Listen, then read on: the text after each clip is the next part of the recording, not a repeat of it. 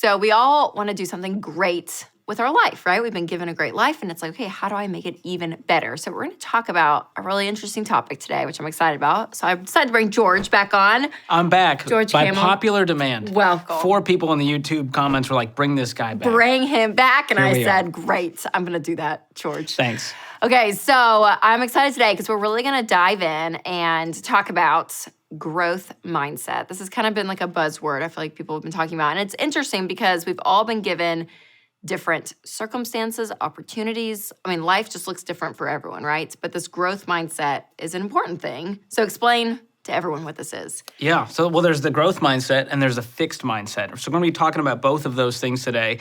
And looking back over the course of my life, I've had a lot of failures and a lot of opportunities. And the threads that I found is the times that I grew, the times where I got the opportunity, I had a growth mindset. So, this is really important. A fixed mindset is really where you feel stuck.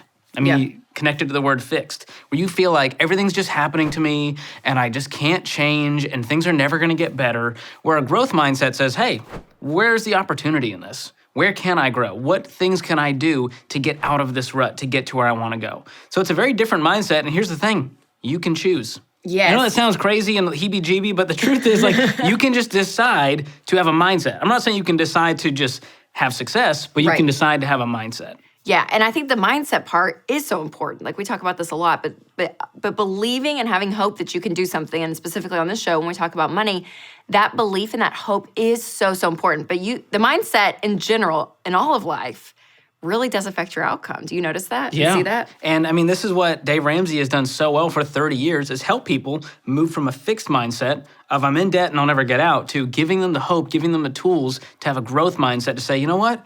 I can pay off my debt and I can do it faster than I thought. And oh my gosh, I didn't know that I could have this kind of life because I made some decisions. Yes, so good. Okay, so let's go through a few examples, George. Okay. In this. Okay, so a fixed mindset would say, budgeting is too hard for me because I'm terrible with numbers. I've heard that one before. Heard that. Okay, here's the growth mindset Grow version. us, George. Ready grow for us. this?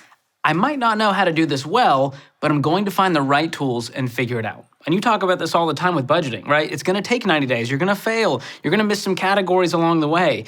The fixed mindset says, see, I knew it. I screwed up like my teacher said I would, like my parents have always said I'm a failure, and I'll never get good at money, right? But the growth mindset says, oh, it's okay. There's next month. I'm going to adjust my budget, and I'm actually getting the hang of this. Yep. I'm actually seeing the progress with my money, and I'm going to keep doing this thing. Yep. Love it. You're growing right in front of my eyes. Thank you. Okay, so a fixed mindset would say, I don't have to prep for this job interview. I already know I'm the top candidate. Ooh, wow. There's a lot to unpack there. There's a little bit of ego involved too. So that's what did Ken Coleman say about that? We'll have to call him up to ask. So the growth mindset would say this: I'm going to spend time preparing and give it my all. So even if I don't get hired, I'll know I did my best. Okay, so a fixed mindset, though, can still be, I mean, I know there was a lot of pride in that example, but it can be a positive one. Yeah. I mean, you can have a false confidence and say, you know what, I don't need to do the hard work because it's just going to get handed to me. Yes. Everything's going to be handed to me in life. And at some point, I mean, I talked to some high schoolers the other day, and they just had this notion that everything was just going to work out for them and they didn't have to work for it. No. Are you serious? Yes. They were just like, well, I don't have to worry about that because my mom pays for that. And I'm like, but your life is not always going to be this way. And so you have to have that growth mindset of what can I do now so that I build that muscle. Yes. So this is really important. So good. Okay, here's another one. Debt is just a part of life. Everybody has a car payment. Everybody has student loans. It's just being an adult. This one hits me in a different way today because I just saw a clip from Family Feud where this guy said his dream is to become debt-free, and Steve Harvey said, no, that'll never happen, and you shouldn't want it to happen because debt is good, and using other people's money is how you get rich, and my blood was boiling, Rachel. No. Boiling. I'll never watch Family Feud the same again. Wait, he said it on Family Feud? On Family Feud. They got He not only crushed this guy's dreams, but then he went on to teach everyone the best way to handle money is to not use your own and borrow, and debt is great. It's a message Very out there, frustrating. people. It's a message. So that's a terrible mindset. Fixed mindset. I'll always have payments. How do we grow, George? What would be our growth mindset? You mentioned the Eeyore way, right? I'll always have a car payment. But the truth is, the growth mindset says, hey, if I'm disciplined with my money, I don't have to live with debt. And we get to meet people every day who have that growth mindset. They come and do their debt-free screams on the Ramsey show in our lobby, and it's always inspiring because those people had a growth mindset, and it makes you feel like I can do it too. Yes. That's what that does. Well, and what's hard too is I'm like, those lies, we won't stay on this too long, but I'm like, but it is this idea of, oh, I can do it so much faster. This like quick idea of I can win with money faster, I can make more money, I can become rich, and it's really easy, I'm gonna do this. And we've just learned over time, you guys, like that's not the case. Like that's not really how you build wealth over a long period of time. But changing that mindset to realize, okay, what really works? What's a pattern over the course of time that works? And well, sorry, Stevie. Sorry, Steve. Man, it's yeah, not but the that. fixed mindset That- says, you know what? I'm going to take the shortcut. Yes, yes. And the growth mindset says, I'm going to do the hard work, and I don't care how long it takes. I'm going to sacrifice, and that's really what Because creates that's character. lasting. That's Yes. the lasting impact that you get. Oh my And that's what's inspiring. You don't get Yes. inspired when someone says, I took a shortcut and got rich quick. Right. Versus a guy who says, I was diligent, consistent over time. Who would you rather have coffee with Yeah. and get advice from? Yeah, Right? totally. So, Oh, man. it's a lot here. You're we riling me should up, run Rachel. for office. Not me. What are we doing? Should we? You know what? I could be mayor of a small town. That's about as high as I'll go. I'll run your campaign, George. Thank you. I think it'd be great. Okay, so if someone is though in a fixed mindset and they're stuck there, what are some things they can do to get out of that? Well, when you're in a fixed mindset, you generally have some unhealthy thoughts. And so the first thing you need to do is redirect those unhealthy thoughts. So we have to change our mind here. And what that comes down to is getting to the root. Where is this coming from? Yep. Is it something that my parents told me? Is it something that I grew up believing that's really rooted somewhere deep? And so you've got to, it's sometimes some deep work you've got to do. And, counseling and therapy can be a great thing to unpack some of this. Yes. Because once you unlock that and you go, all right, I got the right people in my life, have the right habits in place, it's amazing what opportunity will come your way. No, absolutely. And I love that reaching out to other people that Yes. are professionals and they know to kind of ask the questions and dig out what's really going on. Because I think that is so key. And speaking of having people around you, having friends who you hang out with, Yes. what that does, how that really does shape our taking us from a fixed mindset to a growth mindset. If you are in a group of friends who are always complaining about their life, you're probably going to end up complaining too. It Yeah. becomes a giant venting session and no one's growing, but it feels good in the moment. You say, oh my gosh, me too. I'm drowning in student loans and oh my gosh, let's just go spend to feel better temporarily. Versus being in a group of friends who are all wanting to grow together. And that's why something like Financial Peace University is so powerful. Yeah. Because you're in a room with people who are done with the excuses, they have the plan, and they're willing to work it.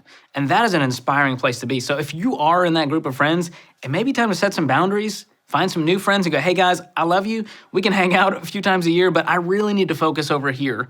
And that's going to require me maybe finding a new group to hang out with, maybe finding some new mentors. Yes, that's good. So what is going in, you guys, it is so key. So if someone is a little bit, they're like, man, okay, I have this fixed mindset. Maybe I don't have like a lot of my friends around me are complaining, or I don't have an outlet to like start to grow, and I have just failed. How do you like pick somebody up from that? Because like failure can be hard. Yeah. We always say failure is not fatal, but it can feel that way sometimes. Yeah, and I am a chief failure. I'm the chief pessimist. And so this is something that I have to work on it every day. It's a daily decision to pick yourself up. And I love what Seth Godin says about this. He says the person who fails the most wins. It doesn't always feel like that. Yep. But the people who gave up, they're not around anymore to compete. And so the person who's just back at it every single day, that is how you win. So part of it is realizing that failure is not fatal. Yes. It's going to be okay. Kelly Clarkson, what doesn't kill you makes you... Right? Thank you. I knew you were waiting for the Kelly reference. Yeah, I thought I I'm need here a for Kelly you. Clarkson reference, and George, I got just there deliver. first. I You deliver. But that's a big part of it is realizing like, oh, I'm okay. I mean, Yes.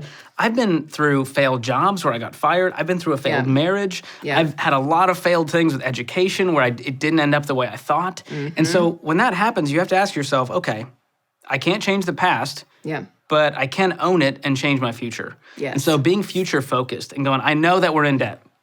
I know that we're in this situation. What steps can we take to get out, even if it takes 2 years? Yes. And a lot of times people go, yeah, I don't want to wait 2 years, so I'd rather suffer for 20 because that makes sense, right? But that's really what we're saying Yeah, totally. when we don't want to change. And so part of that is just owning it and then making the right decision the next day and the next day consistently over time. Yeah, and having that plan. And I think one place we don't see failure a lot is our favorite social media, Oh, the yeah. world of social media. And so you talk about kind of just doing that detox from it. Yes. So talk me through that because I've done that before and it's great. Yeah, you and I both love social media. Some people, like Dr. John Deloney, he's like, I don't need to be scrolling. I don't like it. But I grew up in the social media era. I mean, my life was on social media. You know, my AIM username, like that was how we communicated. Was yours? It was Arto711. Wait, what? Arto711. I was really obsessed with this pro skateboarder named Arto. How do you spell it? ARTO. Oh, okay. Arto. 711. 711. Where the 711 come from? I love 7-Eleven, the convenience store, and my initials are the 7th and 11th letters of the alphabet. GK. Do you... My mind was blown when I found that out. I was going to say, do you know that's like a very like Hebrew Greek thing that they would do like back... I learned that. Do you have a conspiracy theory about this? I wish I did, but there is a lot of things connected with letters. That's for another numbers. episode. So George, you're on that track. I'm on the list. Great AIM name. Back to social media. So one of the ways to detox, number one... Do we have to go back? Well, if you we find could stay yourself... in the AIM world for a while. that's for a whole nother... It would take multiple episodes. We need a whole series on that. We should. Half the people watching don't even know what that is. AOL, no, the average Instant Messenger. The average viewer is like 35 watching, so he or she for sure had it. Sure. Actually, they probably signed up. What grade were you in? Fifth grade? Oh, okay. Fourth or fifth when grade? it came out? I don't know. I guess. That's great. Okay, keep going. Anyways, social media detox. So here's where you find yourself. You're scrolling and you're going, oh, that must be nice. Or that vacation looks great. Or, man, of course their family photo is perfect. And whenever you find yourself feeling those feelings, I like to go, should I be following this person? Especially if they're like an influencer and you feel like, oh my gosh, I just want to be that person. Or if it's a friend that you hate follow. Have you ever done the hate follow? No. Tell me about the hate This follow. is where you follow someone out of hatred, basically. Wait. And you're jealous of their life and you go, oh gosh, I hate her. It's a real thing. Just keep. The people watching, they know. They know. Okay. You're just you love everyone, Rachel. So you don't I'm have just thinking through. experiences. I mean, there's like one or two that I follow, but I don't know if I hate them. No, you don't have to hate them. But there's a piece of you that follows them out of spite or jealousy or whatever the thing is. And so unplugging and like something I like to do is get back to the roots of not being on screens. Yes, And I'm not full John Deloney. I love screens. Yeah. I love them. But what I'll do is I'm going to go take a walk with my wife around the neighborhood, no phone. I'm going to play guitar for a little bit. I'm going to do things that can kind of center me instead of get my brain rolling going, I'm never enough. I got to do more. That's where it spirals. Oh, yeah. The spiraling thing, very, very real. It's real. Okay, so you're like the champion of having fun. Wow, thank you. I like to have fun. It's a big title. I know. I heard the title for you, and I thought, I think I could. I think I could I be up there can't with help you, it. George. Like my brain is the synapses that are firing are constantly going. I know there's a joke in here. When's my time to make a joke? When can I have some fun? When can I let the room be entertained? Yes, well, right? champion of fun. I love it. So how does that help us in this whole mindset? Well, I strongly believe that you can take your life seriously without taking yourself so seriously. And a lot of people, they can't disconnect the two. And so their whole life is just this tense moment of I need to succeed. And that's great. I mean, we both love success and we both love to grow, but you can do it while having fun along the way. So don't forget to have fun.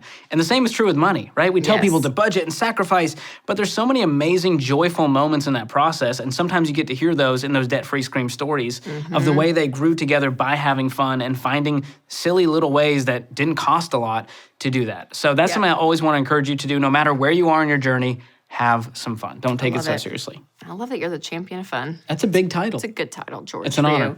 But truly changing from that fixed mindset to a growth mindset is one that anyone can do.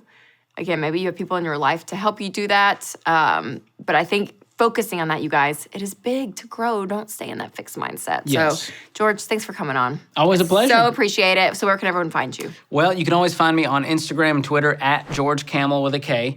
And you can listen to season 1 of The Fine Print. We've got 11 episodes on the Ramsey Network. Just search for The Fine Print wherever you check out your podcasts. Love it so much, guys. And remember to take control of your money and create a life you love.